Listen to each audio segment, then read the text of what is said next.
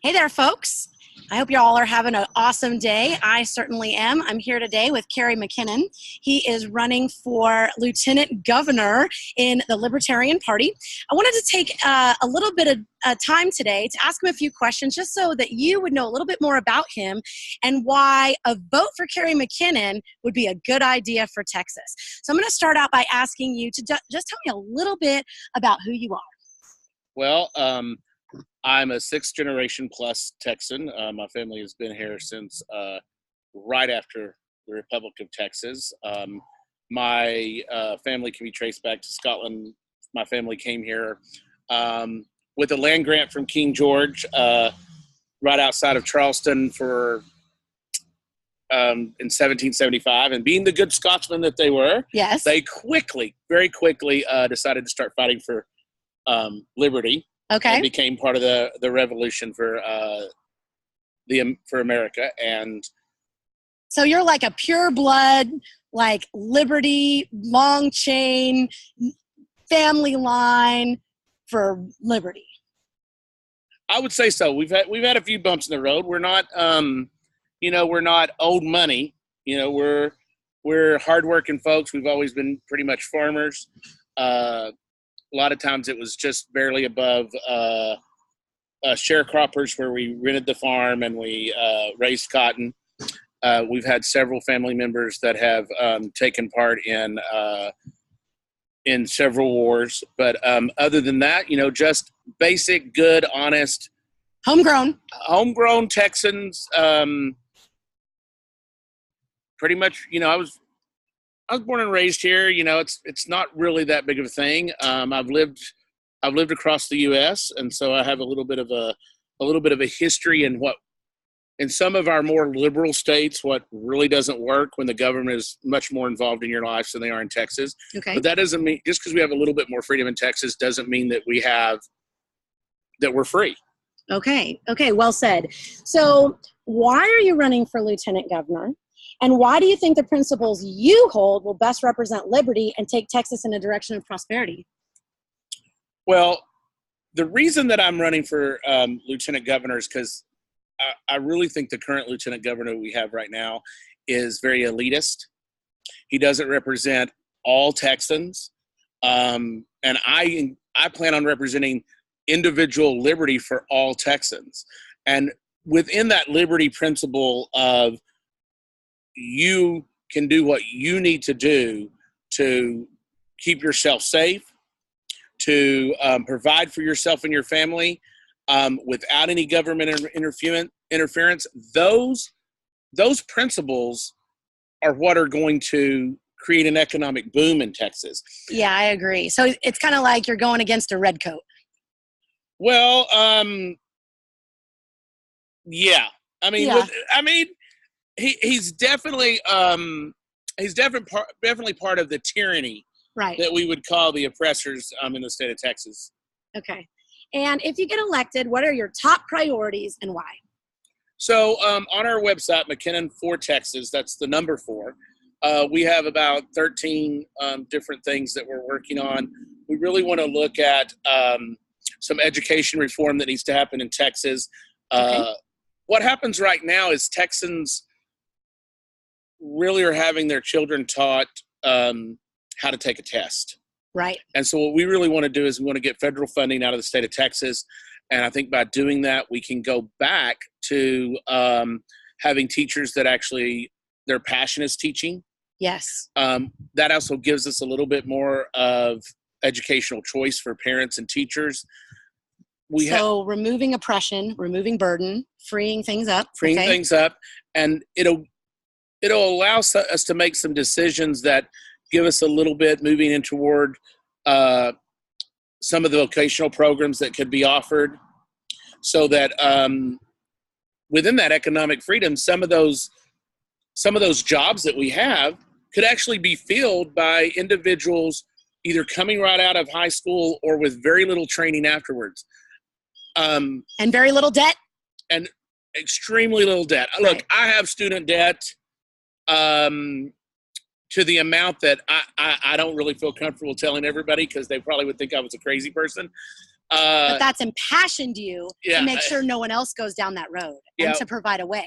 We really want to make sure that individuals are understanding what that debt is that they're taking on to go to school.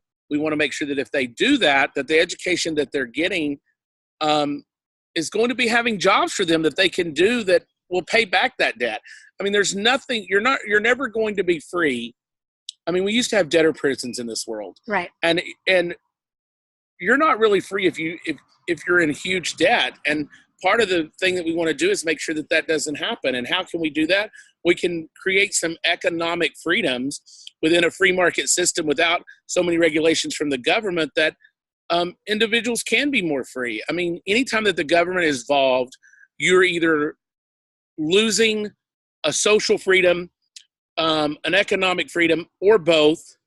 And not only that, but with your idea, doesn't this begin to reverse this problem that we're having with this huge student debt default at the federal level? I mean, that's enslaving the people. Some to the tune of like $1.4 trillion of student loan debt at the federal level that each of us are responsible for. Sure. We are creating debt upon debt constantly. And there is absolutely no way for us to stop that without getting into a system that is just a vicious cycle. Yes. Of constant, well, how do we pay this?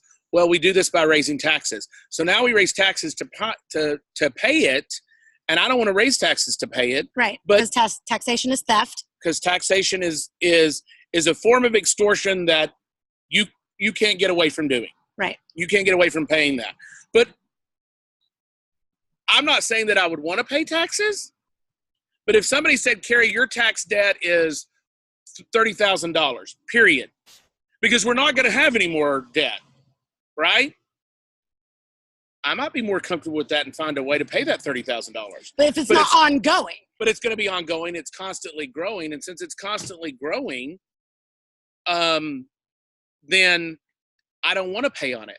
Now, the other question is, why should I pay $30,000 worth of tax debt for things that I don't want? It should be a more voluntary system to where somebody says, Kerry, we need to make sure that the poor get fed.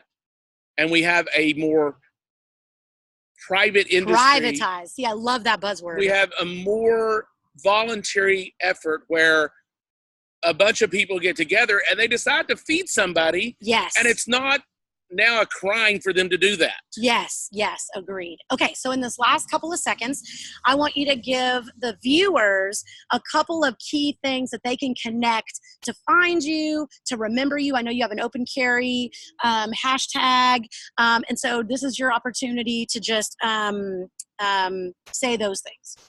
So we have hashtag open carry. Okay. We have McKennon for Texas on Facebook. We're very responsive. Most people can find my home phone number and call and ask me anything. We are really working to get the message out. We have a tyrant, an elitist in Austin right now, and we need to put people in office, not just me, but every libertarian, everyone that is an advocate for liberty. If we don't have a libertarian running, we cannot make changes within prison reform, judicial reform, cannabis reform. None of those things can happen. None of those freedoms and liberties will happen if I'm the only libertarian elected. Exactly. That's an important point. So we have, even with all the libertarians that we have, if they all get elected, that gives us a fighting chance. That gives us a chance to form bills that ask for the moon and stars and ask for every single liberty and freedom, and repeal some laws, reform some laws, change some things. Sometimes we have to, instead of repealing something, we need to switch it around so that it actually does the good that it was intended to do without those regulations, without that taxation.